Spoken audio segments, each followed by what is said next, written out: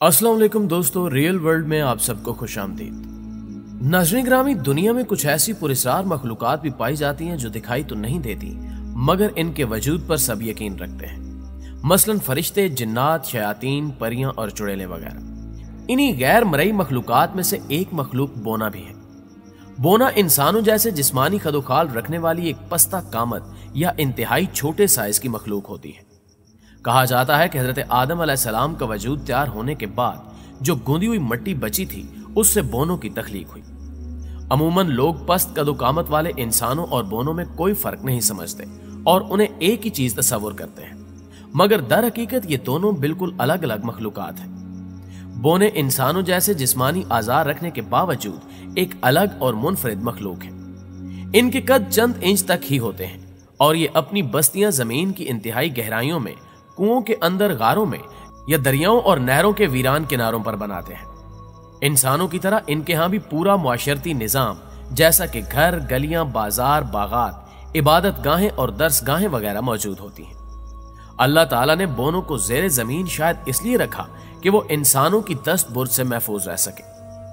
अगर ये इंसान ही की तरह जमीन की ऊपरी सतह पर रिहाइश पजीर होते तो इनकी बड़ी तादाद इंसानों के कदमों और इनकी सवारियों के नीचे कुचल कर हलाक हो जाती, या इंसान इन्हें परिंदों की तरह पिंजरों में कैद करके पालतू बना लेते, या फिर शायद इंसानों के बच्चे इन्हें पकड़कर इनसे खेलते फिरते।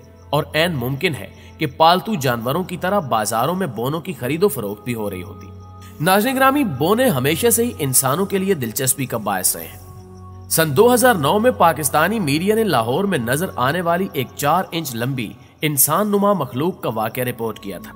किसी इलाके में एक पुराने मकान की खुदाई का काम जारी था कि मजदूरों ने जमीन के अंदर से 4 इंच लंबा इंसान जैसा दिखने वाला जानदार निकलकर इधर उधर भागते देखा। आन की आन में उस मखलूक को देखने के लिए वहां पर लोगों का एक हजूम इकट्ठा हो गया। तहम बदकिस्मती से जब तक मीडिया टीमें मौके पर पहुंचती तब तक वहां खेलते बच्चों ने उस बोने को पत्थर मार मार कर हलाक कर डाला था। कुछ लोगों का कहना था कि इस बोने की मौत दरअसल उसे धूप में तपती हुई ईंटों पर रखने के बायस हुई है, जिसके बाद उसे एक बोतल में बंद करके वहीं जमीन में दफन कर दिया गया। लोगों ने उस मुर्दा बोने की बहुत सी तस्वीर और वीडियोस भी बनाई जो इंटरनेट पर भी मौजूद है। कुछ लोगों का मानना था कि वो बोना जादू टोने और काले अमलियात की पैदावार था, और कुछ का कहना था कि यह बोना दरअसल जमीन की अथाह गहराइयों में आबाद बोनों की किसी बस्ती से भटक कर जमीन के ऊपर आ गया और इंसानों के हत्थे चढ़कर अपनी जान से हाथ धो बैठा। बहरहाल ये जो कोई भी मखलूक थी, इसको दफन करने की बजाय इस पर तहकीकात होनी चाहिए थी। लाहौर में ऐसा ही एक और वाकया शहनशाह शाहजहां के दौर में पेश आया था, जब जेरे जमीन रहने वाले बोनों के सरदार ने बादशाह से मुलाकात की थी। शाहजहां अपनी मलका मुमताज महल की ख्वाहिश पर शाही किले में एक इंतहाई दिलकश आईना खाना बनवा रहा था, जिसमें जेरे जमीन शाही ख्वाबगाह, तहखाने और फवारे वगैरह भी शामिल थे। ऐसी जबरदस्त तामीरात के लिए जमीन की खुदाई भी बेहिसाब हुई थी। शीश महल की तामीर मुकम्मल होने के बाद एक रात एक अजीब वाकया पेश आया। रात के आखिरी पैर कुछ निहायत ही छोटी जिसामत वाले बोने एक स्याह रंग की कठोली उठाए शाहजहां के रूबरू हाजिर हुए। उस कठोली पर एक सफेद दाढ़ी वाले बोना बुजुर्ग बड़े जाहो जलाल और हशमतो वकार के साथ बैठे थे। बादशाह ने झुककर बोने सैयद बाबा के नन्हे से हाथ पर बोसा दिया, खटोले को खादमियों से लेकर अपने तख्त पर रखा और खुद निहायत अदब से उनके सामने जमीन पर बैठ गया। फिर अपने गले से मोतियों का हार उतार कर सैयद बाबा की खिदमत में पेश किया, जिस पर उन्होंने भी अपने हाथ में मौजूद बाजरे के दानों से बनी तस्बीह मलका के लिए बतौर तोहफा इनायत की और शाहजहां से कहा कि जिस टीले पर यह किला मौजूद है उसके नीचे गहराई में हमारे घरों, इबादत गाहों और बस्तियों पर मुश्तमिल पूरी एक दुनिया आबाद है। आपकी जेरे जमीन तामीरात हमारी आबादियों की हदूद तक पहुंच गई हैं, जिससे हमारा पूरा निजाम जिंदगी दरहम बरहम होकर रह गया है। हमारे कई अफराद भी शहीद हो गए, पर हमने इस पर सब्र कर लिया। लेकिन पिछले दिनों हमारे जद्दे अमजद सैयद सुबहानी के मज़ार का एक हिस्सा मुनहदिम हो गया और हमारी एक कदीम राह गुजर भी मुकम्मल तौर पर तबाह हो गई है, जिस पर हम मजीद खामोश नहीं रह सकते। यह सुनकर बादशाह निहायत शर्मिंदा हुआ। उसने ना सिर्फ उन बोना बुजुर्ग से माफी मांगी बल्कि अनजाने में होने वाले नुकसान के अजाले का भी वादा किया। फिर बादशाह ने बेशबहा ताइफ, कीमती जरो जवाहिर और कुरान पाक का एक नुस्खा सैयद बाबा की नजर किया और इस मुलाकात को राज रखने का वादा करके उन्हें बड़े इकराम और एहतराम के साथ रुखसत किया। नाज़रीन गिरामी, इसी तरह आज से तकरीबन 24 बरस कबल पाकिस्तान के शहर रावलपिंडी में भी बोनों की मौजूदगी की काफी खबरें गर्दिश में आई थी। एक शख्स ने रात के वक्त कटारिया पुल से गुजरते हुए किसी गाड़ी की हेडलाइट्स की रोशनी में एक बोने को देखा।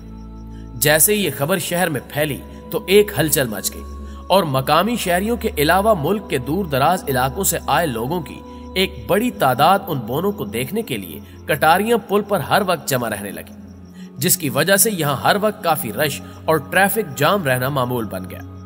आखिरकार इंतजामिया को लोगों को वहां से मुंतशिर करने के लिए दफा 144 लगाना पड़ी। इसी तरह इंडोनेशिया के जंगलात में चंद मोटरसाइकिल सवारों ने भी बोनों को देखने का दावा किया है। उनके मुताबिक वो लोग जंगल में मोटर बाइक दौड़ा रहे थे कि अचानक एक नंग धड़ंग बोना उनके सामने से दौड़ता हुआ गुजरा। उन्होंने उसका पीछा भी किया, मगर उसकी रफ्तार मोटरसाइकिल से भी ज्यादा तेज थी और वो पलक झपकने में वहां से गायब हो गया।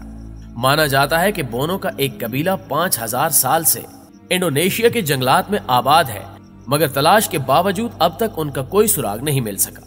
ताहम यहाँ आने वाले स्याहों का बोनों से अक्सर सामना होता रहता है। नाज़रीन गिरामी, इसी तरह आर्य साइंसदानों ने आयरलैंड के शुमाल मगरबी साहिल पर वाक़े गांव में एक ऐसी गार दरियाफ्त की है जो किसी वक्त में बोनों की रिहाइशगाह होती थी। इस गार का साइज एक छोटी दुकान जितना था और ये काफी हद तक गोल थी। इस गार का दाखिली रास्ता बड़ी चट्टानों और दरख्तों में छुपा हुआ था। यहां से जूते बनाने के आलात, नक्शे और सोने के सिक्के भी मिले, जो सन 1650 से 1700 के दरमियानी अरसे में बोने यहीं छोड़कर चले गए थे। मुअज़्ज़िज़ दोस्तों, ये तो हो गया बोनों का जिक्र। अब बात करते हैं छोटे कद के अफराद की। इंसानों में से जो लोग किसी जीनियाती बीमारी या कमजोरी की वजह से ठीक तरह से नशोनुमा नहीं पा सकते और उनका कद और जिस्मानी आजाद दीगर इंसानों की निस्बत छोटे रह जाते हैं, उन्हें पस्त कद या बालिश्तिया कहते हैं। मेडिकल साइंस की रूह से कद छोटा रह जाने की 200 तक वजूहात होती हैं, जैसा कि दिमागी खुलियों का ठीक से काम न करना, खून की तरसील में खराबी, हड्डियों की कमजोरी या मौरूसी नकायस वगैरह। आपको अपने आसपास भी कहीं न कहीं पस्त कामत अफराद नजर आएंगे। चीन के शहर कुनमिंग में तो पस्त कद इंसानों की बाकायदा एक रियासत मौजूद है, जिसकी बुनियाद सन 2009 में रखी गई थी। चीन के लोग तोहम परस्ती के बायस पस्त कद अफराद को अच्छी नजर से नहीं देखते, इसलिए हुकूमत ने इनके हकूक का ख्याल करते हुए इनके लिए एक अलग रियासत बसा दी। आगाज में यह बस्ती 200 अफराद पर मुश्तमिल थी, जिसके बाद इसमें दिन ब दिन इजाफा होता जा रहा है। ये लोग उसी इलाके में मौजूद बोनों के एक थीम पार्क में मुलाजमत करते हैं, जहां ये रक्स और करतब वगैरह दिखाकर स्याहों से खूब दाद वसूल करते हैं। इस पार्क में बादशाह, मलका, सिपाहियों, म्यूजिशियंस, पुलिस, फायर फाइटर्स, अरकान पार्लियामेंट और सदर पर मुश्तमिल अमला मौजूद है।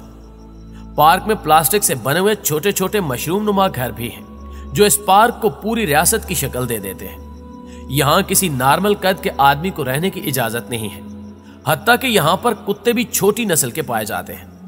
ये लोग सारा दिन स्याहों के सामने मुख्तलिफ शोज पेश करते रहते हैं और रात को पहाड़ों के पीछे वाक़े अपने घरों में चले जाते हैं। ये तमाम अफराद यहाँ पर काफी खुश हैं, क्योंकि इन्हें यहाँ किसी किस्म के तौहीन आमेज रवैये का सामना नहीं करना पड़ता, बल्कि स्याहों की जानिब से इन्हें काफी इज्जत और मोहब्बत मिलती है। इसी तरह इंडोनेशिया के फ्लोरेंस जजीरे पर 5 से 6 लाख साल कबल इंसानों की एक ऐसी नायाब नस्ल आबाद थी, जिनके कद 3.5 फुट तक हुआ करते थे।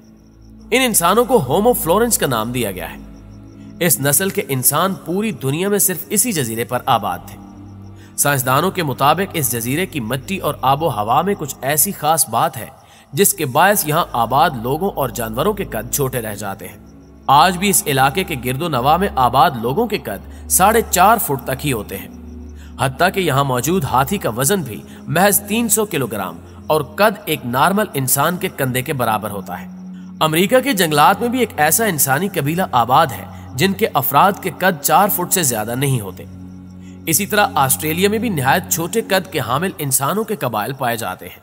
ईरान में मखोनिक नाम के इलाके में 1500 साल कबल का एक ऐसा कदीम कस्बा मौजूद है, जहां पत्थर और कच्ची मिट्टी से बने 200 छोटे छोटे मकानात हैं, जिनमें से 70 से 80 मकानात की कुल ऊंचाई महज 1.5 से 2 मीटर है, जो इस बात की निशानदेही करते हैं कि यहाँ रहने वाले लोग निहायत पस्त कद के हामिल होंगे।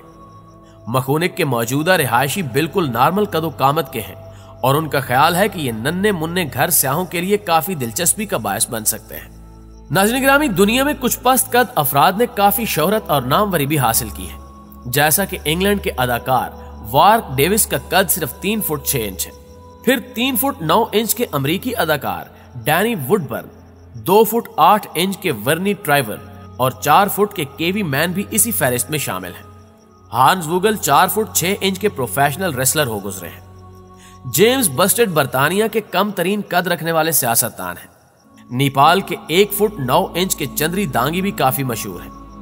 भारत से ताल्लुक रखने वाली एक 27 साल लड़की ज्योति, जिसका कद महज 2 फुट है और जिसे दुनिया की पस्त तरीन कामत वाली लड़की माना जाता है, अब तक कई फिल्मों और टीवी शोज में काम कर चुकी है।